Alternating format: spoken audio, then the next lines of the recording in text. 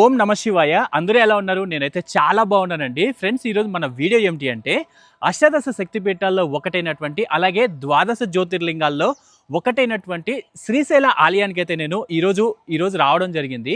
ఈరోజు మన వీడియో ఏమిటి అంటే శ్రీశైల ఆలయానికి మన తెలుగు రాష్ట్రాల నుండి ఎలా రావాలి, అలాగే ఇక్కడికి వస్తే ఎక్కడ స్టే చేయాలి, ఈ ఆలయ చరిత్ర ఏంటి, దర్శన వివరాలు, ఈ శ్రీశైలం చుట్టూ చాలా ఆలయాలు ఉంటాయి, చాలా అద్భుతంగా ఉంటాయి.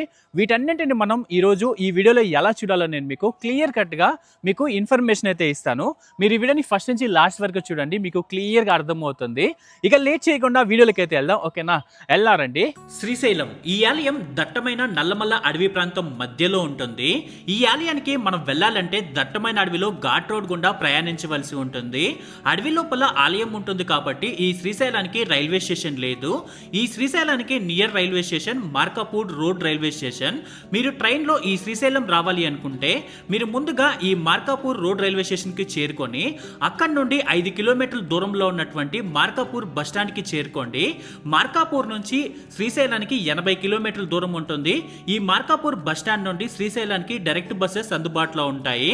ఇలా కాకుండా మీరు బస్సులో శ్రీశైలం రావాలి అనుకుంటే మన తెలుగు రాష్ట్రాల నుండి చాలా ప్రదేశాల నుంచి శ్రీశైలానికి డైరెక్ట్ బస్సెస్ అందుబాటులో ఉన్నాయి. ఈ బస్సెస్ కోసం మీరు ఆర్టీసీ లేదా రెడ్ బస్ వెబ్సైట్లలో ఒకసారి చెక్ చేయండి. ఒకవేళ మీరు ఓన్ వెహికల్లో శ్రీశైలం రావాలి అనుకుంటే ఒక విషయం గుర్తుంచుకోండి, శ్రీశైలం దట్టమైన అడవిలో ఘాట్ రోడ్ గుండా మనం ప్రయాణించవలసి ఉంటుంది. కాబట్టి ఈ ఘాట్ రోడ్స్ ని రాత్రి 9 గంటల నుంచి ఉదయం 6 గంటల వరకు క్లోజ్ చేయడం జరుగుతుంది. మీరు హైదరాబాద్ లేదా తెలంగాణ నుంచి వచ్చే వాళ్ళకి మన్ననూరు చెక్ పోస్ట్ దగ్గర, ఆంధ్రప్రదేశ్ నుంచి వచ్చే వాళ్ళకి డోర్నాల చెక్ పోస్ట్ దగ్గర రాత్రి 9 గంటల నుంచి ఉదయం 6 గంటల వరకు ఈ 2 చెక్ పోస్టులని క్లోజ్ చేయడం జరుగుతుంది. మీరు ఈ టైమింగ్స్ ని బేస్ చేసుకొని శ్రీశైలం వచ్చేలా ప్లాన్ చేసుకోండి.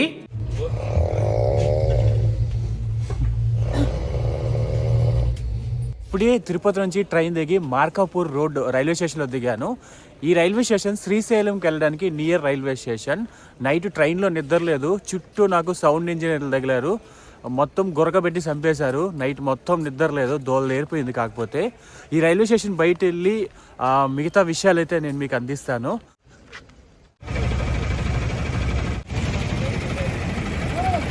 రైల్వే స్టేషన్ బయట వచ్చాను. ఇక్కడ నుంచి నియర్లో బస్ స్టాండ్ ఉంటుందంట. ఇక్కడ ఆటోలు ఉన్నాయి, అలాగే బస్సులు కూడా అందుబాటులో ఉన్నాయి. ఈ బస్సు తీసుకొని ఆటో తీసుకొని బస్ స్టాండ్కి వెళ్ళి మిగతా విషయాలు మాట్లాడుకుందాం. అక్కడ బస్ ఎక్కి శ్రీశైలం వెళ్దాం. ఇప్పుడే మార్కాపురం బస్ స్టాండ్కి వచ్చాను. టైం వచ్చి ఇప్పుడు 4:30 అలా అవుతుంది. ఇంకొక 1 అవర్ 2 అవర్స్ తర్వాత బస్ ఎక్కుదామని అనుకుంటున్నాను. ఎందుకంటే వెయిట్ చేస్తే ఘాట్ రోడ్ వ్యూ వస్తుంది కదా మీకు చూపించడం కోసం. అందుకని ఒక 1 అవర్ ఇక్కడ వెయిట్ చేసి తర్వాత బస్ ఎక్కుతాను. ఇదే bus stand, Markapuram bus stand.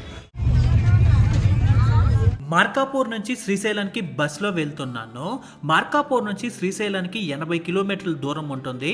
3 hours journey time పడుతుంది. అలాగే 1 మెంబర్కి బస్సులో 100 రూపీస్ టికెట్ ప్రైస్ ఛార్జ్ చేశారు.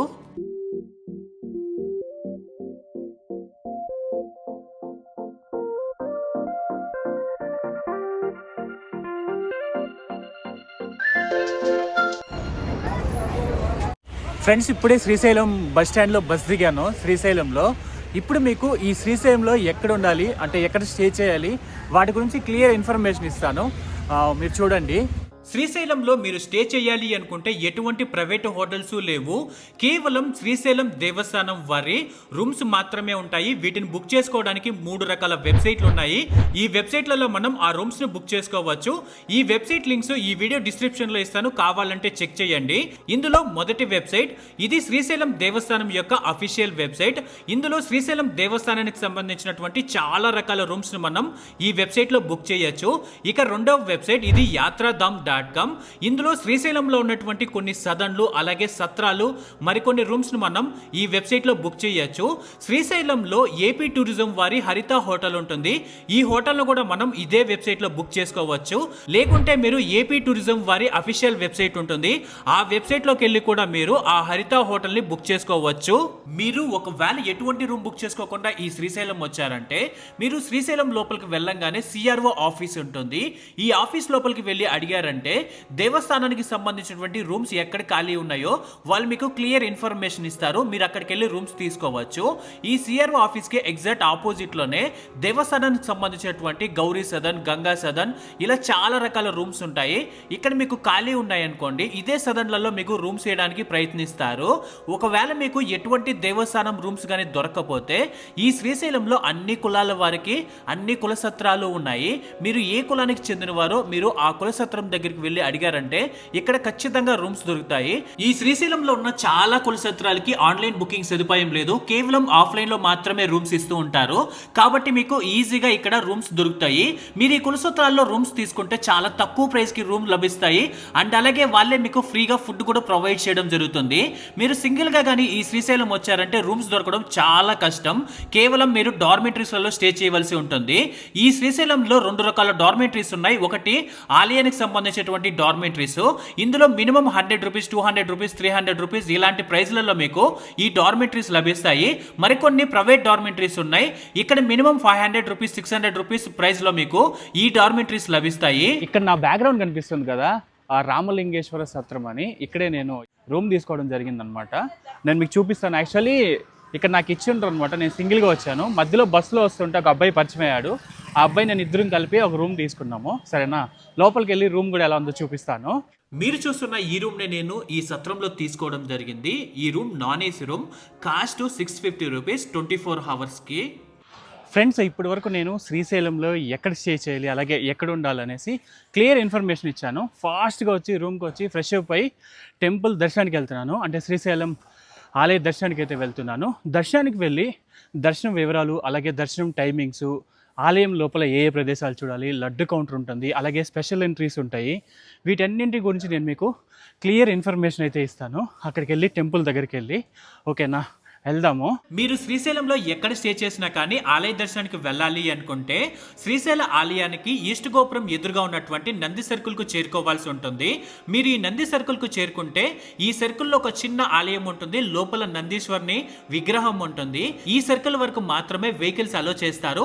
ఈ సర్కిల్ నుంచి మనం నడుచుకుంటూ ఆలయం ముందు వరకు వెళ్లాల్సి ఉంటుంది. నడవలేని వారికి, చిన్నపిల్లలకి ఇక్కడ ఎలక్ట్రిక్ వెహికల్స్ ఉంటాయి. మీరు కావాలంటే యూజ్ చేసుకోండి.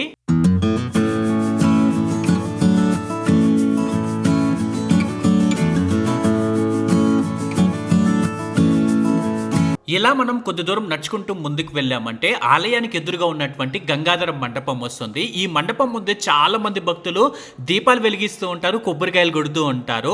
ఈ మండపానికి ఎదురుగానే శ్రీశైల ఆలయం లోపలికి ఎంట్రన్స్ ఉంటుంది. కానీ ఈ ఎంట్రన్స్ నుంచి లోపలికి ఎవరిని అలో చేయరు. కేవలం టెంపుల్ స్టాఫ్ని, విఐపీస్ని మాత్రమే అలో చేస్తారు. మనం ఈ గేట్ దగ్గర నుంచి చూస్తే ఆలయానికి ఉన్నటువంటి ఈస్ట్ ఎంట్రన్స్ అంటే ఈస్ట్ రాజగోపురం కనిపిస్తుంది. మనం కూడా ఇదే గోపురం నుంచి ఆలయం లోపలికి వెళ్తాం. కానీ ఇలా నేరుగా కాదు, చుట్టూ కొన్ని క్యూ లైన్స్ ఉంటాయి. అవన్నీ తిరిగి ఈ గోపురం నుంచి ఆలయం లోపలికి వెళ్తాము. ఇక్కడ చూస్తున్నారు కదా, ఇది టెంపుల్ మెయిన్ ఎంట్రన్స్ అన్నమాట, ఈస్ట్ ఎంట్రన్స్. ఇక్కడ నుంచి ఎవరిని అలో చేయరు. ఎవరైనా విఐపీలు అలాంటి వాళ్ళు మాత్రమే అలో చేస్తారు. మనం పక్కన లైన్స్ ఉంటాయి, ఆ లైన్ నుంచి వెళ్ళాలి, క్యూ లైన్స్ ఉంటాయి, అక్కడ నుంచి వెళ్ళాలి. ఈ ఆలయం ముందు నుంచి మనం లెఫ్ట్ సైడ్ కొద్ది దూరం నడుచుకుంటూ ముందుకు వెళ్ళామంటే ఆలయం లోపలికి వెళ్ళే దర్శనం క్యూ లైన్స్ వస్తాయి. ఈ క్యూ లైన్స్ దగ్గరే మీరు చెప్పులు పెట్టుకోవడానికి ఫ్రీ చెప్పులు స్టాండ్ ఉంటుంది. వీటి పక్కనే ఒక క్లాక్ రూమ్ ఉంటుంది. ఇందులో మీ లగేజ్, మీ మొబైల్ పెట్టేసి వెళ్ళాల్సి ఉంటుంది. వీటికి డబ్బులు తీసుకుంటున్నారు. మీ లగేజ్కి 20 రూపీస్, మీ మొబైల్కి 10 రూపీస్ వరకు ఛార్జ్ చేస్తున్నారు. ఈ కౌంటర్స్ పక్కనే దేవస్థానానికి సంబంధించినటువంటి టెంకాయల కౌంటర్ ఉంటుంది. ఇక్కడ మీరు కొబ్బరికాయ తీసుకుంటే 25 రూపీస్ తీసుకుంటారు. అదే మీరు బయట కొబ్బరికాయ తీసుకోవాలనుకుంటే వాళ్ళు 40 రూపీస్ వరకు తీసుకుంటున్నారు. ఇక్కడ చూస్తున్నారు కదా, ఇవే దర్శన లైన్స్. కానీ లోపలికి ఫొటోస్, వీడియోస్ అంటే ఫోన్ కెమెరాస్ ఏవి అలో చేయరు. అందుకే నేను లోపల తీసుకెళ్ళలేదు. మీకు అయినా చూపిస్తాను. సార్ నా చూడండి లోపల ఎలా ఉంటుందో టెంపుల్లో. శ్రీశైలంలో మీరు దర్శనానికి వెళ్ళాలి అనుకుంటే ఉచిత దర్శనం మరియు పెయిడ్ దర్శనాలు ఉన్నాయి. ఈ పెయిడ్ దర్శనాల్లో 150 రూపాయల శీఘ్ర దర్శనం, 300 రూపాయల అతి శీఘ్ర దర్శనం, 500 రూపాయల స్పర్శ దర్శనాలు ఉన్నాయి. వీటి టికెట్స్ ఇక్కడున్న కౌంటర్లోనే కాకుండా మీరు ముందుగా శ్రీశైలం దేవస్థానం యొక్క అఫీషియల్ వెబ్సైట్లో బుక్ చేసుకొని కూడా రావచ్చు. ఈ వెబ్సైట్ లింక్ డిస్క్రిప్షన్లో ఇస్తాను, చెక్ చేయండి. ఇదే వెబ్సైట్లో మీరు ఉచిత స్పర్శ దర్శనం, అలాగే ఆలయం లోపల జరిగేటువంటి సేవలు మరియు అభిషేకాలకు సంబంధించినటువంటి టికెట్లు కూడా బుక్ చేసుకోవచ్చు. ఈ శ్రీశైలంలో పెయిడ్ స్పర్శ దర్శనమే కాకుండా ఉచిత స్పర్శ దర్శనం కూడా ఉంటుంది. ఇది కేవలం వారంలో 4 రోజులు, అంటే మంగళవారం నుంచి శుక్రవారం వరకు ప్రతిరోజు మధ్యాహ్నం 1:45 నుంచి 3:45 వరకు ఉంటుంది. మీరు ఈ స్పర్శ దర్శనానికి కానీ లేదా ఇతర సేవలకు ఆలయం లోపలికి వెళ్ళాలి అనుకుంటే ఖచ్చితంగా సాంప్రదాయక వస్త్రాలు మాత్రమే ధరించి వెళ్ళాలి. మగవారు కండువా పంచ కట్టుకొని వెళ్ళాలి. ఆడవారు చీర లేదా పంజాబీ డ్రెస్ ధరించవచ్చు.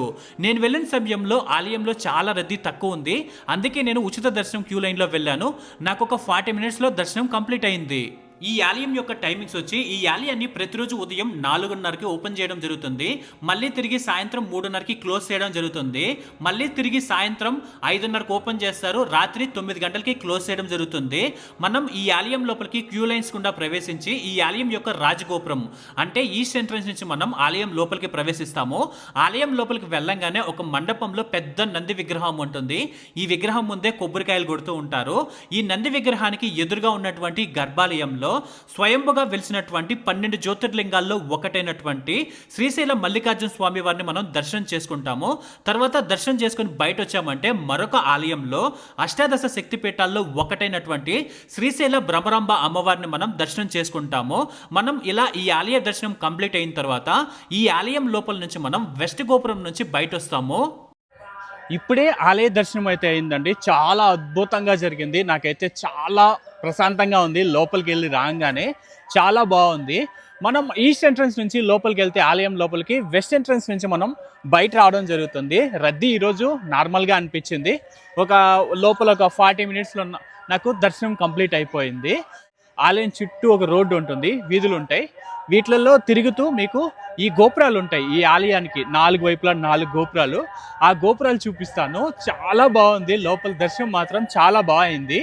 దర్శనం కంప్లీట్ అయిన తర్వాత వెళ్ళిపోకుండా ఈ ఆలయం చుట్టూ తిరిగాను. ఇలా ఈ ఆలయం చుట్టూ తిరుగుతుంటే మనం బయట నుంచి ఆలయాన్ని చూసామనుకోండి, ఆలయం ఒక కోట లోపల ఉన్నట్టు అనిపిస్తుంది. ఎందుకంటే ఈ ఆలయం చుట్టూ ఉన్న కోట గోడలు ఎలా ఉంటాయో సేమ్ అలాగే ఉంది. ఈ గోడ పైన కూడా అద్భుతమైన శిల్పాలు చెక్కారు. ఎలా ఉన్నాయో మీరు చూడండి.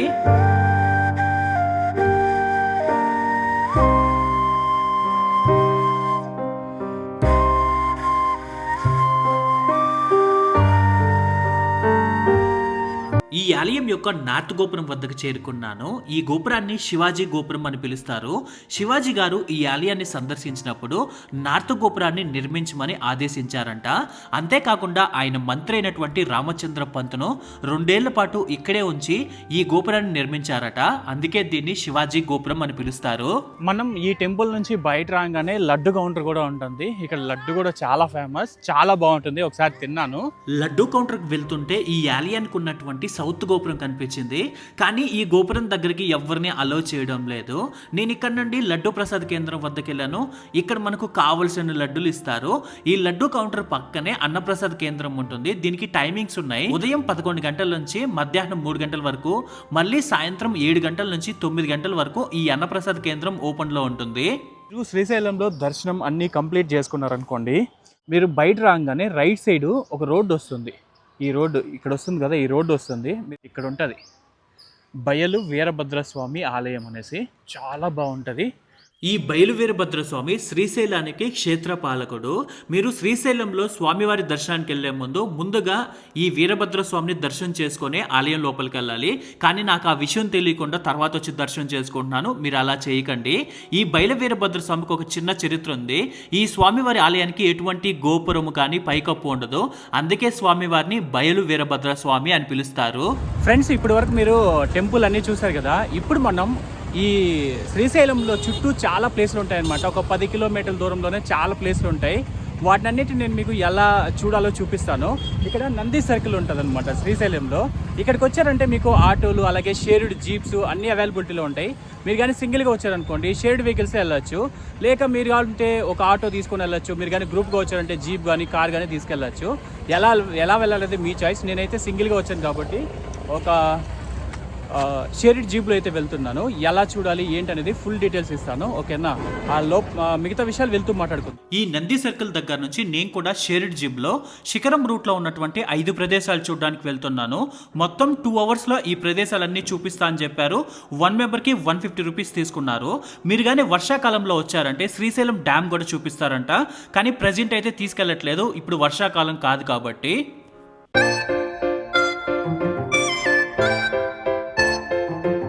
ఈ శిఖరం రూట్లో ఫస్ట్ మనకు చూపించే ఆలయం సాక్షి గణపతి ఆలయం.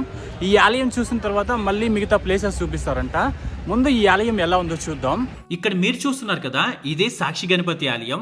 శ్రీశైలానికి 2.5 కిలోమీటర్స్ దూరంలో ఉంటుంది. మీరు మీ ఓన్ వెహికల్లో వచ్చారనుకోండి, మనం శ్రీశైలానికి వచ్చే దారిలోనే రోడ్డుకు ఆనుకునే ఈ ఆలయం ఉంటుంది. మీరు ముందుగా ఈ ఆలయాన్ని సందర్శించి కూడా శ్రీశైలం చేరుకోవచ్చు.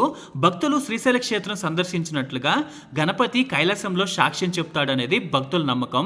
ఈ ఆలయంలో ఉన్నటువంటి వినాయక స్వామి తొండం ఎడమ వైపుకు తిరిగి ఉంటుంది. అలాగే స్వామివారు ఒక పుస్తకంలో భక్తుల పేర్లు రాస్తున్నట్లుగా ఇక్కడ ఉన్నటువంటి స్వామివారు మనకు దర్శనమిస్తారు.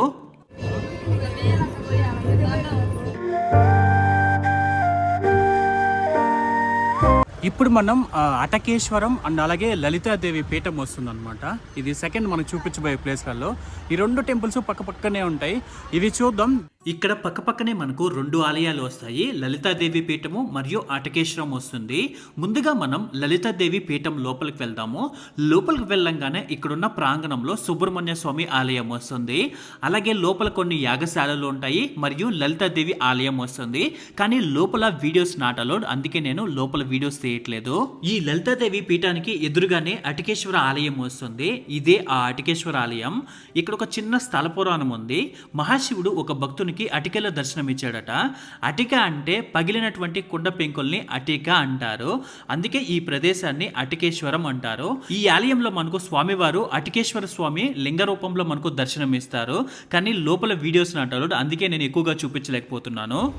ఫ్రెండ్స్, ఇప్పుడు మనం పాలధార పంచదార అంటే ముందు అటకేశ్వరం చూసాం కదా, లలితాదేవి పీఠం, దానికి ఆపోజిట్లోనే ఉంటుంది పాలధార పంచదార అని. కింద ఒక వాటర్ ఫాల్ ఉంటుందంట, ఒక 150 మెట్లు కింద దిగాలని చెప్పారు. వెళ్ళి చూద్దాం. ఇదే ఎంట్రన్స్, ఓకే వెళ్ళాలండి. దీన్ని చూసిన తర్వాత మనం ఆ శిఖర దర్శనానికి వెళ్దాం. ఇదిగోండి అటకేశ్వరంకి ఈ సైడ్ వెళ్ళాం. ఇప్పుడు మనం రోడ్ దాటి రోడ్కి ఎగ్జాక్ట్ ఆపోజిట్లోనే పాలధార పంచదార. ఈ పాలధార పంచదార చూడడానికి మనం దాదాపు 150 మెట్లు కిందకు దిగాల్సి ఉంటుంది. మనం మెట్లు దిగుతూ ఉంటే సైడ్లో చాలా షాప్స్ ఉంటాయి. ఈ షాప్స్లలో నల్లమల్ల అడవుల్లో దొరికి చాలా రకాల మూలికలను ఇక్కడ అమ్ముతూ ఉంటారు. మీకు వాటి గురించి ఐడియా ఉండి తెలుసుంటే మాత్రమే కొనుక్కోండి.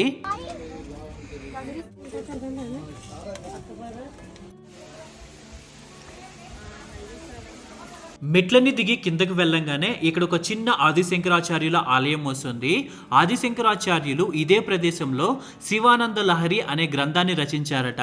అందుకే ఆయన ఆలయాన్ని ఇక్కడ నిర్మించారు.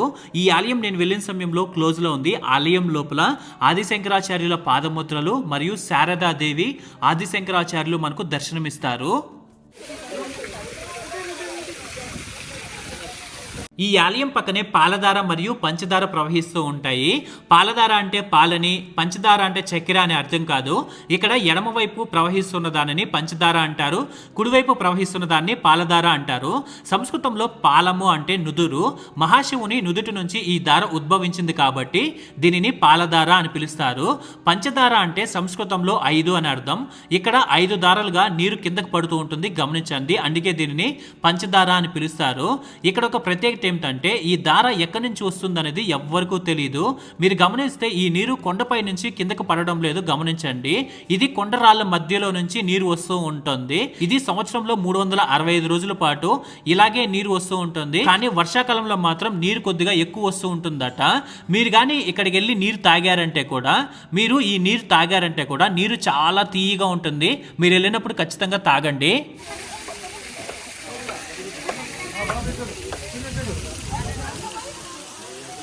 ఈ పాలధార పంచదార దగ్గర నుంచి పక్కకు కానీ కొద్ది దూరం నడుచుకుంటూ వెళ్ళామంటే అడవి లోపల కొండల పై నుంచి కిందకి నీళ్లు ప్రవహిస్తూ ఉంటుంది. అంటే ఒక చిన్న వాటర్ ఫాల్ వస్తుంది. చాలా తక్కువ మంది మాత్రమే అక్కడికి వెళ్తారు. మీరు వెళ్ళినప్పుడు ఖచ్చితంగా వెళ్ళండి, చాలా బాగుంది.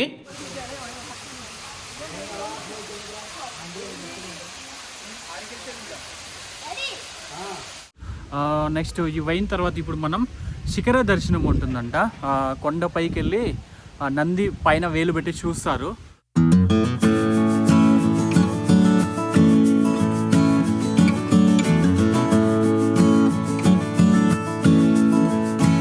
ఈ పాలధార పంచదార దగ్గర నుంచి శిఖరంకి 5 కిలోమీటర్ల దూరం ఉంటుంది. మనల్ని తీసుకుని వెళ్ళి శిఖరం ముందున్నటువంటి పార్కింగ్ ప్లేస్లో దింపేస్తారు. అక్కడ నుండి కొండపైకి కొన్ని మెట్లెక్కి పైకి చేరుకోవాల్సి ఉంటుంది. తక్కువ మెట్లే ఉంటాయి, ఈజీగా పైకి వెళ్ళచ్చు. పైకి వెళ్ళిన తర్వాత ఇక్కడ ఒక టికెట్ కౌంటర్ ఉంది. శిఖర దర్శనానికి వెళ్ళాలంటే ఖచ్చితంగా టికెట్ తీసుకోవాలి. 1 మెంబర్కి 20 రూపీస్ తీసుకుంటున్నారు. టికెట్ తీసుకుని మనం ముందుకు వెళ్ళంగానే శిఖరేశ్వర ఆలయం మనకు కనిపిస్తుంది. మనం ముందు పైకి వెళ్ళి శిఖర దర్శనం చేసుకున్న తర్వాత రిటర్న్ వచ్చేటప్పుడు ఈ ఆలయాన్ని దర్శనం చేసుకుందాం. శ్రీశైలంలో ఇదే ఎత్తైన శిఖరం అని చెప్తారు. ఈ శిఖరం సముద్ర మట్టానికి దాదాపు 2030 అడుగుల ఎత్తులో ఉంటుంది. మనం పైకి వెళ్ళంగానే ఇక్కడ చాలా మంది శిఖర దర్శనం చేసుకుంటూ ఉంటారు. శిఖరంపై నందీశ్వరుడు ఉంటారు. ఆయన కొమ్ముల పైన వేలు పెట్టి మనం కిందకు చూస్తే శ్రీశైల ఆలయానికి ఉన్నటువంటి శిఖరం మనకు కనిపిస్తుందట. ఇలా మనం శిఖర దర్శనం చేసుకుంటే మోక్షం లభిస్తుందని నమ్ముతారు. అంటే మరొక జన్మ ఉండదట. పైన శిఖర దర్శనం కంప్లీట్ అయిన తర్వాత కిందకు వచ్చారంటే కింద శిఖరేశ్వర స్వామి ఆలయం వస్తుంది. లోపలికి వెళ్ళి స్వామివారిని దర్శనం చేసుకోండి. కానీ లోపల వీడియోస్ నాట్ అలౌడ్, అందుకే నేను మీకు చూపించడం లేదు. ఈ శిఖరేశ్వర స్వామిని ముందు వీరకంఠేశ్వర స్వామి ఆలయంగా పిలిచేవారు. అది కాలక్రమేణా శిఖరేశ్వర ఆలయంగా పిలుస్తున్నారు. మనం ఈ ఆలయాన్ని చూసామంటే ఈ రూట్లో ఉన్నటువంటి 5 ఆలయాలు కంప్లీట్ అయిపోతాయి. మీరు వెళ్ళి మీ వెహికల్ ఎక్కారంటే వాళ్ళు మిమ్మల్ని డైరెక్ట్గా తీసుకుని వెళ్ళి శ్రీశైలంలో దింపేస్తారు. ఫ్రెండ్స్, ఫైనల్గా మళ్ళీ శ్రీశైలంకి అయితే చేరుకున్నాను. ఆ 5 ప్లేస్లు అన్నీ చూపించి మనల్ని తీసుకెళ్ళి ఇక్కడ దింపేశారు. చూడండి, మనం ఎక్కడైతే స్టార్ట్ అయ్యామో అక్కడే దింపేశారనమాట. శ్రీశైలంలో ఇవే కాకుండా మీకు కానీ సమయం ఉంటే ఈ శ్రీశైలం చుట్టూ మరికొన్ని ప్రదేశాలు కూడా ఉన్నాయి. మల్లమ్మ కన్నీరు, శివాజీ స్ఫూర్తి కేంద్రం, ఇలా కొన్ని ప్లేసెస్ ఉంటాయి. వాటిని కూడా చూడొచ్చు. వీటికి షేర్డ్ వెహికల్స్ వెళ్ళవన్నమాట. మనమే వెహికల్ తీసుకెళ్ళాలి. మీరు కానీ గ్రూప్గా ఉన్నారనుకోండి, మాట్లాడుకొని వెళ్ళొచ్చు. ఇవి పక్కనే ఉంటాయండి, మీకు వాకబుల్ డిస్టెన్స్లోనే ఉంటాయి. నడిచి కూడా వెళ్ళాలనుకుంటే నేను కూడా ఇక్కడ ఏదైనా ఒక ఆటో తీసుకొని ఆ ప్లేస్లు అన్నీ చూపిస్తాను. ఓకేనా? ప్లేసులకి మళ్ళీ ఇక్కడ ఒక ఆటో మాట్లాడుకుంటున్నాను నేను ఓన్గా. ఇది షేర్డ్ వెహికల్ కాదు. మళ్ళీ ఈ ఆటో మాట్లాడుకొని ఆ ప్లేసులకి వెళ్తున్నాను అనమాట. షేర్డ్ వెహికల్స్ ఉండవా ఇప్పుడు నేను చెప్పిన ప్లేసులకి? మల్లమ్మ కన్నీరు వాటి ఓకే వీటికి ఉండవు. ఓకే. ఇప్పుడు మనం వెళ్ళబోయే ప్రదేశాలన్నీ కూడా శ్రీశైల ఆలయానికి వెనక వైపు ఉంటాయి. ఇవన్నీ కలిపి చూపించడానికి ఆటో వాళ్ళు 300 రూపీస్ నుంచి 500 రూపీస్ వరకు తీసుకుంటారు, వెయిటింగ్ ఛార్జెస్తో కలిపి. ఇప్పుడు నేను మీకు మొదటగా చూపించబోయేది మల్లమ్మ కన్నీరు. ఆటో అతను తీసుకొచ్చి పైన దింపాడు. ఇక్కడ నుంచి అన్ని కింద వరకు వస్తాయి. 1 by 1 చూసుకు వెళ్ళిపోవచ్చు అని చెప్పాడు. ఇప్పుడు మల్లమ్మ కన్నీరు అయితే చూపిస్తాను. దాని తర్వాత నెక్స్ట్ ఇంకో ప్లేస్కి వెళ్దాం. ఇక్కడ మీరు చూస్తున్నారు కదా, ఇదే ఈ ఆలయం యొక్క ఎంట్రన్స్. ఈ ఎంట్రన్స్ దాటి లోపలికి వెళ్ళామంటే చాలా పెద్ద ఆలయం వస్తుంది. ఈ ఆలయాన్ని హేమారెడ్డి మల్లమ్మ ఆలయం అని కూడా పిలుస్తారు. మల్లమ్మ గారు శివభక్తురాలు. తాను ఇక్కడే ఉండి శివుని కోసం ధ్యానం చేస్తూ ఉండేదట. మనం ఆలయం గర్భాలయం లోపలికి కానీ వెళ్ళామంటే మల్లమ్మ గారి విగ్రహాన్ని దర్శనం చేసుకోవచ్చు. అలాగే ఆ విగ్రహం పక్కనే ఒక చిన్న కుంట లాంటిది ఉంటుంది. ఆ కుంటలో నుంచి ఎప్పుడు నీరు ప్రవహిస్తూ ఉంటుంది. దీనినే మల్లమ్మ కన్నీరు అని పిలుస్తారు. లోపల వీడియోస్ నాట్ అలౌడ్, అందుకే నేను మీకు సరిగా చూపించడం లేదు. మనం ఆలయంలో దర్శనమై బయట వచ్చామంటే ఈ ఆలయం బయట లోపల గర్భాలయం లోపల నుంచి వస్తున్న నీటిని కూడా మనం చూడొచ్చు. ఈ ఆలయాన్ని దర్శనం చేసుకున్న తర్వాత పక్కకు గాని వెళ్ళామంటే ఇక్కడ ఒక ప్రదేశం వస్తుంది. ఈ ప్రదేశంలో మల్లమ్మ గారు నివసించినటువంటి ఇల్లు మరియు మల్లమ్మ గారు యూజ్ చేసినటువంటి కొన్ని వస్తువులు, అలాగే మల్లమ్మ గారు పూజించినటువంటి శివలింగాన్ని మనం చూడొచ్చు. ఈ ప్రదేశంలో ఒక పెద్ద రోల్ ఉంటుంది. ఆ రోల్లో ఒక రోకల్ని చాలా మంది భక్తులు నిలబెడుతూ ఉంటారు. ఆ రోలులో ఉన్నటువంటి రోకల్ని నిలబడితే తమ కోరికలు నెరవేరుతాయని చాలా మంది భక్తుల నమ్మకం. అందుకే ఇక్కడ చాలా మంది భక్తులు చూడండి ఆ రోలులో ఆ రోకల్ని నిలబెడుతున్నారు.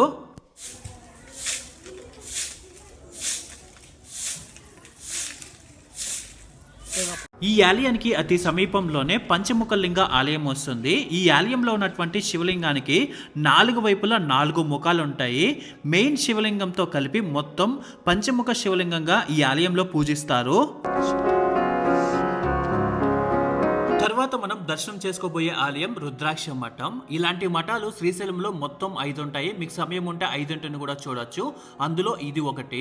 ఈ రుద్రాక్ష మఠం లోపలికి ఎంటర్ అయ్యామంటే స్టార్టింగ్ లో మనకు ఒక పెద్ద పుట్ట కనిపిస్తుంది. ఈ పుట్ట చాలా పురాతనమైందని చెప్తారు. అలాగే మనం ఆలయం లోపలికి వెళ్ళామంటే లోపల శివలింగాన్ని దర్శనం చేసుకోవచ్చు. నెక్స్ట్ మనం ఈ రూట్ లో సందర్శించబోయే ప్రదేశం శివాజీ స్ఫూర్తి కేంద్రం. ఇది శ్రీశైల ఆలయానికి కేవలం 1.3 కిలోమీటర్స్ దూరం మాత్రమే ఉంటుంది. లోపలికి వెళ్ళాలంటే ఎంట్రీ టికెట్ ఉంటుంది. 1 మెంబర్కి 20 రూపీస్ తీసుకుంటారు. లోపలికి వెళ్ళామంటే ఇక్కడ మొత్తం మనకి 3 బిల్డింగ్స్ కనిపిస్తూ ఉంటాయి. ఇక్కడ లెఫ్ట్ సైడ్ చూస్తున్నాం కదా, ఈ బిల్డింగ్ వచ్చి ఆఫీసు మరియు స్టే చేయడానికి రూమ్స్ లభిస్తాయి. మధ్యలో ఉన్నది శివాజీ స్ఫూర్తి కేంద్రం, పక్కన రైట్ సైడ్ లో ఉన్నది శివాజీ ధ్యాన మందిరం. ఫస్ట్ మనం మధ్యలో ఉన్నటువంటి శివాజీ స్ఫూర్తి కేంద్రం ఎలా ఉంటుందో చూపిస్తాను.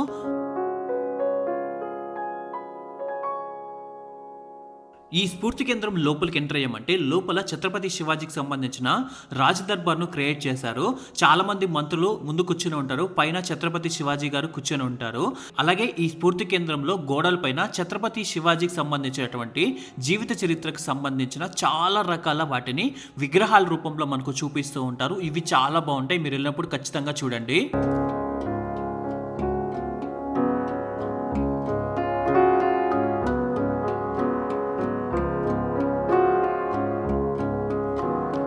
ఈ స్ఫూర్తి కేంద్రం పక్కనే ఉన్నటువంటి శివాజీ ధ్యాన మందిరాన్ని విజిట్ చేద్దాం. శివాజీ గారు శ్రీశైలం వచ్చి కొద్ది రోజుల పాటు ఇక్కడే ధ్యానం చేశారట. అప్పట్లో ఇక్కడ ఒక ధ్యాన మందిరం ఉండేది, కానీ అది పాతదై శిథిలా వ్యవస్థకు చేరడంతో దాని ప్లేస్లో కొత్తగా ధ్యాన మందిరాన్ని నిర్మించారు. లోపలికి వెళ్ళామంటే శివాజీ గారు ధ్యానం చేస్తున్నట్లు విగ్రహం ఉంటుంది, వెనకానే అమ్మవారు ఉంటారు. ఇక్కడ శివాజీ గారు ధ్యానం చేస్తుంటే అమ్మవారు ప్రత్యక్షమై ఖడ్గాన్ని బహుకరించారంట. అలా అమ్మవారు ఇచ్చినటువంటి ఖడ్గంతో శివాజీ గారు చాలా యుద్ధాలు గెలిచారని చెప్తారు. ఫ్రెండ్స్, ఇప్పటి వరకు మీరు కొన్ని ప్లేస్లు అయితే చూపించాను కదా, ఇవన్నీ చూశారు కదా. వీటిని మీరు 1 డే శ్రీశైలంలో ఉంటే ఇవన్నీ కంప్లీట్ చేసేయచ్చు, ఈజీగా తిరిగేయచ్చు, దర్శనం చేసుకొని ఈ ప్లేస్లు అన్నీ కవర్ చేయొచ్చు. ఈరోజు నేను మీకు సెకండ్ డే ఏ ప్రదేశాలు చూడాలో చూపిస్తాను. సెకండ్ డేలో మీరు ఒక ప్లేస్ అయితే చూడవచ్చు, చాలా బాగుంటుంది. దీన్ని అయితే మీరు బోట్లో వెళ్ళాల్సి ఉంటుంది. దాదాపు 2 అవర్స్ బోట్లో వెళ్ళి రావాల్సి ఉంటుంది. దీని పేరు అక్క మహాదేవి గుహలు అనమాట. దీనికి వెళ్ళాలంటే మార్నింగ్ వెళ్ళి రిజిస్ట్రేషన్ చేసుకోవాలి అండ్ అలాగే బోట్ ఎక్కి వెళ్ళాల్సి ఉంటుంది. దాని ప్రాసెస్ మొత్తం మీకు ఎక్స్ప్లెయిన్ చేస్తాను, ఎలా వెళ్ళాలి, ఏం చేయాలో. మీరు కానీ సెకండ్ డే కానీ శ్రీశైలంలో ఉంటే ఈ ప్లేస్ని తప్పకుండా చూడండి, సరేనా? వెళ్ళి ఫస్ట్ దీని గురించి తెలుసుకుందాం, ఎలా వెళ్ళాలి ఏంటి అనే ప్రాసెస్. ఈ అక్కమహాదేవి గుహలకు వెళ్ళాలి అనుకుంటే ఎర్లీ మార్నింగ్ 5 to 6 లోపు శ్రీశైలంలో ఉన్న పాతాళగంగా మెట్ల మార్గానికి లెఫ్ట్ సైడ్ ఉన్న రోప్వే టికెట్ కౌంటర్ దగ్గరికి వెళ్ళి మీ పేర్లను రాయించాల్సి ఉంటుంది. ఈ అక్కమహాదేవి గుహలకు రోజులో కేవలం 100 మందిని మాత్రమే అలో చేస్తారు. మీరు త్వరగా వెళ్ళి టికెట్స్ తీసుకోవడం చాలా మంచిది. మీ పేర్లను రాయించిన తర్వాత రోప్వే లేదా మెట్ల మార్గంలో కింద ఉన్న పాతాళగంగకు 8 నుంచి 8:30 లోపు చేరుకునేలా ప్లాన్ చేసుకోండి. మీరు రోప్వేలో వెళ్ళాలి అనుకుంటే రోప్వే టికెట్ కాస్ట్ ఇక్కడ పైన చూపిస్తున్నా చూడండి. అదే మీరు కింద మెట్లు దిగి వెళ్ళాలంటే 500 మెట్లు కిందకి దిగి వెళ్ళవలసి ఉంటుంది. యాక్చువల్లీ రోప్వేలో వెళ్దాం అనుకున్నాం, కానీ రోప్వే ఈరోజు ఏదో మెయింటెనెన్స్ అంతా, అందుకని ఆపేశారు. కిందకి ఇలా నడుచుకుంటూ 500 మెట్లు ఉంటాయి, స్టెప్స్ ఉంటాయి, వీటిని కిందకి దిగి వెళ్ళాలి. ఈ మెట్లన్నీ దిగి కింద పాతాళగంగ దగ్గరికి వెళ్తున్నాను. నాకు ఇంకా సమయం ఉండడంతో ముందు మీకు పాతాళగంగ చూపిస్తాను, తర్వాత అక్కమహాదేవి గుహలకు వెళ్తాను. శ్రీశైలం వస్తే తప్పక సందర్శించే ప్రదేశాల్లో ఈ పాతాళగంగ ఒకటి. శ్రీశైలానికి ఆనుకొనే కృష్ణానది ప్రవహిస్తూ ఉంటుంది, కాకపోతే శ్రీశైలం చాలా ఎత్తులో ఉంటుంది. కింద లోయలో కృష్ణానది ప్రవహిస్తూ ఉంటుంది. ఈ కృష్ణానది పైన డ్యామ్ కట్టడం వల్ల మాత్రమే ఇంత పై వరకు వాటర్ కనిపిస్తున్నాయి. ముందు డ్యామ్ కట్టక ముందు ఇంకా లోయలో కృష్ణానది ప్రవహిస్తూ ఉండేది, అందుకే దీనిని పాతాళగంగా అని పిలుస్తారు. పూర్వం పాతాళగంగలో స్నానం చేసి శ్రీశైల ఆలయ దర్శనానికి వెళ్ళేవారు. ఇప్పుడు కూడా చాలా మంది అలాగే వెళ్తారు. అలా కుదరని వాళ్ళు పాతాళగంగలో వచ్చి కాళ్ళు చేతులు కడుక్కొని తలపై నీరు చల్లుకొని వెళ్తారు.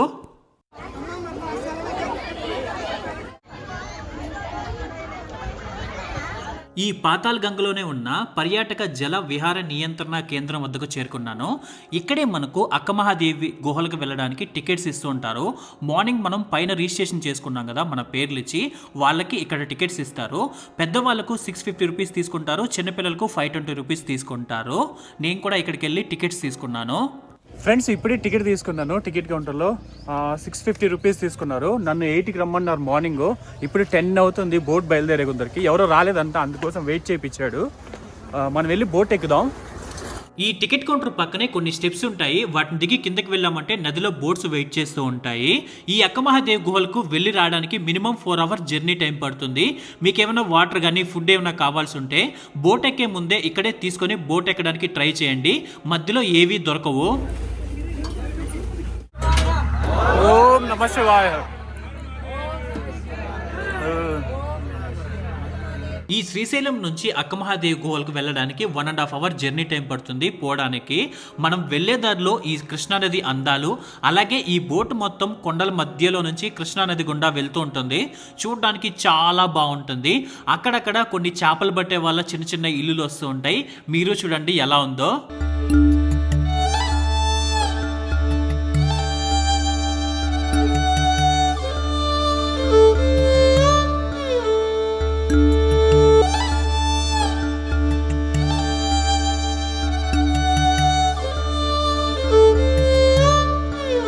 ఫ్రెండ్స్, ఫైనల్గా 1 అవర్ వాటర్లో ప్రయాణించిన తర్వాత బోట్లో ఇక్కడికి రీచ్ అయ్యామన్నమాట. అంటే స్టార్టింగ్ పాయింట్కి, కేవ్ స్టార్టింగ్ పాయింట్కి. ఇక్కడ నుంచి మళ్ళీ నడిచి పైకి వెళ్ళాలి. కొన్ని స్టెప్స్ కనిపించాయి. ఎంత దూరం ఉందో నాకు కూడా తెలియదు. ఫస్ట్ టైం వస్తున్నాను కదా, ఆడికి వెళ్ళి చూపిస్తాను. చూడండి, చాలామంది నడుచుకెళ్తున్నారు.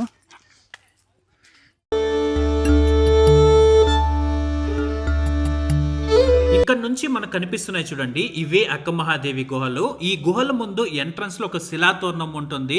నేచురల్ గా ఏర్పడిన శిలాతోరణం చాలా బాగుంటుంది.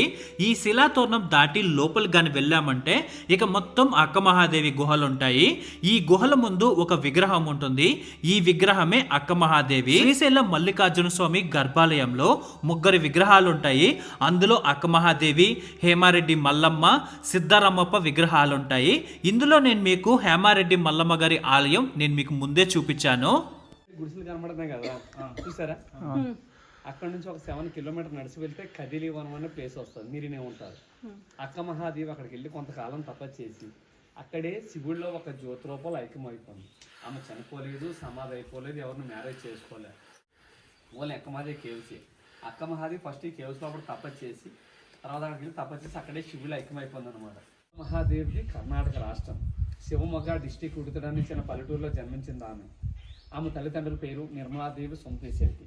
వాళ్ళకి మ్యారేజ్ అయిన కొంతకాలం వరకు సంతానం కలగకపోతే శ్రీ బ్రహ్మరాంబ మల్లికార్జున స్వామిని వేడుకుంటారు. మాకు సంతానం కలిగితే అబ్బాయి పుట్టిన అమ్మాయి పుట్టిన నీకే సేవ చేసుకుంటుంది, ఈ జన్మంటూ మా అమ్మాయికి మ్యారేజ్ చేయమని చెప్పేసి కోరుకున్నారు. వాళ్ళు కోరుకున్న కొన్నాళ్ళకి ఏం పుడుతుంది. ఈ అసలు పేరు మహాదేవి. అందరూ అక్క కండవాళ్ళు అక్కమాదేవిని పిలవబడుతుంది. గర్భగుళ్ళ విగ్రహాలు కనబడతాయి. మీరు గర్భగుళ్ళకి వెళ్ళేటప్పుడు ఫస్ట్ దూరం దాటినాక లెఫ్ట్ సైడ్లో బ్లాక్ విగ్రహం ఉంటుంది, గమనించారు కదా? ఆ అక్కమాదేవి. రైట్ సైడ్ 2 విగ్రహాలు ఉంటాయి. యామారెడ్డి మల్లమ్మ, సిద్ధరామప్ప. వీళ్ళు 3 కూడా కర్ణాటక వాళ్ళు, మనకులాగా మానవ జన్మెత్తిన వాళ్ళు. శ్రీశైలం గర్భగుడిలో పెట్టారంటే వాళ్ళు ఎంత భక్తి పర్లే అనేది ఒకసారి ఆలోచించండి. ఇప్పుడు మనం గుహ లోపలికి వెళ్దాము. గుహ లోపలికి వెళ్ళంగానే లోపల చాలా చీకటిగా ఉంటుంది. మీ మొబైల్ ఫోన్లో టార్చ్ వేసుకోవడం చాలా మంచిది. గుహ లోపలికి వెళ్ళంగానే లోపల గబ్బిలాల శబ్దం వస్తూ ఉంటుంది. మీరేమీ భయపడకండి.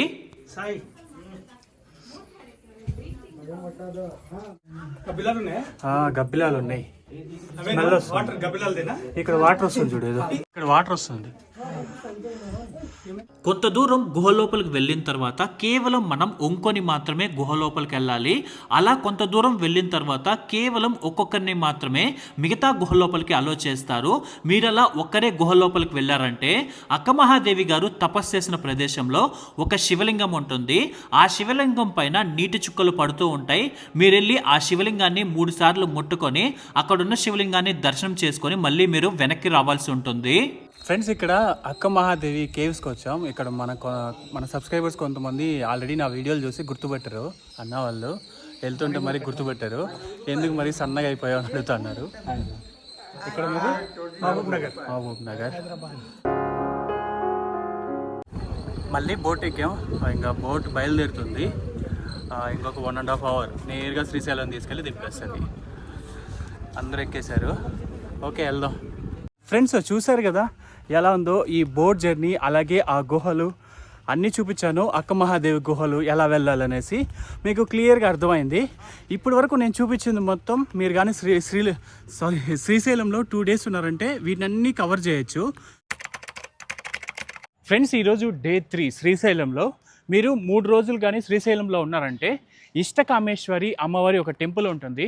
ఇది డీప్ ఫారెస్ట్ లోపలికి వెళ్ళాలి. దీంట్లోకి వెళ్ళాలంటే కూడా అందరినీ అలో చేయరు. రోజుకి చాలా తక్కువ మందిని మాత్రమే అలో చేస్తారు. దీనికి వెళ్ళాలనుకుంటే ఆన్లైన్లో బుక్ చేసుకోవాలంటే మీకు చాలా రోజులకు ముందే బుక్ చేసుకోవాలి. 1 వీక్ ఆర్ 10 డేస్ ముందే బుక్ చేసుకొని లోపలికి వెళ్ళాలి. వాటి వెబ్సైట్ లింక్ కింద డిస్క్రిప్షన్లో ఇస్తాను. ఆఫ్లైన్లో తీసుకోవాలనుకోండి, మీరు రేపు వెళ్ళాలనుకుంటే ఈ రోజు ముందు వెళ్ళి బుక్ చేసుకోవాలి. అది 6 గంటలకు వెళ్ళి తీసుకోవాలి. ఈ రోజు మనం శ్రీశైలానికి 23 కిలోమీటర్ల దూరంలో ఉన్నటువంటి దట్టమైన నల్లమల్ల అడవి లోపల ఉన్న ఇష్టకామేశ్వరి అమ్మవారి ఆలయానికి వెళ్ళబోతున్నాం. మనం ఈ ఆలయానికి వెళ్ళాలి అనుకుంటే ఒక రోజులో కేవలం 120 మందిని మాత్రమే ఆలయం దగ్గరికి అలో చేస్తారు. ఇందులో 16 టికెట్స్ మీరు ఆన్లైన్లో బుక్ చేసుకోవచ్చు. ఆ వెబ్సైట్ లింక్ డిస్క్రిప్షన్లో ఇస్తాను. ఈ ఆన్లైన్లో టికెట్స్ బుక్ చేసుకోవాలనుకున్నా కానీ మీరు ఒక 16 రోజులకు ముందే ఆన్లైన్లో బుక్ చేసుకొని రావాల్సి ఉంటుంది. మిగతా 104 టికెట్స్ శ్రీశైలానికి శిఖరం దగ్గర ఉన్నటువంటి నెక్కంటి జంగిల్ రైడ్ దగ్గర మీకు ఈ టికెట్స్ ఆఫ్లైన్లో ఇవ్వడం జరుగుతుంది. ఇవి కూడా మీకు ఒక రోజుకు ముందిస్తారు. మీరు రేపు వెళ్ళాలి అనుకుంటే ఈ రోజు ఉదయం 8 గంటలకు టికెట్స్ ఇవ్వడం జరుగుతుంది. 8 గంటలకు టికెట్స్ ఇస్తారని మీరు 8 గంటలకు వస్తే టికెట్స్ దొరకవు. చాలా మంది ఇక్కడ ఉదయం 5 గంటలకే వచ్చి ఇక్కడ ఉన్న క్యూ లైన్లో నిలబడుకొని టికెట్స్ తీసుకుంటూ ఉంటారు. టికెట్ ప్రైస్ 1 మెంబర్ కి 1000 రూపీస్ తీసుకుంటారు. టికెట్ తీసుకున్న వారు మరుసటి రోజు ఉదయం 8 గంటల లోపు ఈ నెక్కంటి జంగిల్ రైడ్ దగ్గరికి చేరుకోవాలి. మీరు ఇక్కడికి చేరుకున్నారంటే ఇక్కడ చాలా జీప్స్ ఉంటాయి. ఆ జీప్లలో మిమ్మల్ని ఎక్కించి ఆలయం దగ్గరికి పంపిస్తారు. ఈ నెక్కంటి జంగిల్ రైడ్ దగ్గర నుంచి మనం ఆ దట్టమైన నల్లమల్ల అడవిలో దాదాపు 10 కిలోమీటర్లు ప్రయాణించి ఆలయం దగ్గరికి చేరుకుంటాము. ఆలయం దగ్గరికి వెళ్ళంగానే అమ్మవారి ఆలయం చూడడానికి ఇలా చిన్నగా అనిపిస్తుంది. ఈ ఆలయం లోపలికి ఒక్కొక్కరిని అలో చేస్తారు. అది కూడా మనం ఇంకొని ఆలయం లోపలికి వెళ్లాల్సి ఉంటుంది. లోపల వీడియోస్ నాట్ అలౌడ్. లోపల మనకు అమ్మవారు ఈ విధంగా దర్శనం ఇస్తారు. మీరు అమ్మవారిని దర్శనం చేసుకొని అమ్మవారి నుదుట మీరు కుంకుమతో బొట్టు పెట్టి మీ కష్ట నష్టాలు చెప్పుకుంటే 41 రోజుల్లో నెరవేరుతాయట. మీరు అమ్మవారి నుదుట బొట్టు పెట్టేటప్పుడు అమ్మవారి నుదుట చాలా మెత్తగా ఉంటుంది. ఈ అమ్మవారి దర్శనం కంప్లీట్ అయిన తర్వాత నేను మళ్ళీ శ్రీశైలం వెళ్తున్నాను. శ్రీశైలంలో ఇప్పటి వరకు నేను చూపించిన ప్రదేశాలే కాకుండా ఇంకా చాలా ప్రదేశాలు ఉన్నాయి. శ్రీశైలం ఎంట్రన్స్ లోనే శ్రీ చెంచులక్ష్మి ట్రైబల్ మ్యూజియం ఉంటుంది. ఈ మ్యూజియం లోపలికి వెళ్ళి చూసారంటే ఈ నల్లమల్ల అడవుల్లో జీవించే చెంచుల యొక్క జీవన విధానం గురించి క్లియర్ గా ఉంటుంది. మీరు వెళ్ళి ఖచ్చితంగా చూడండి.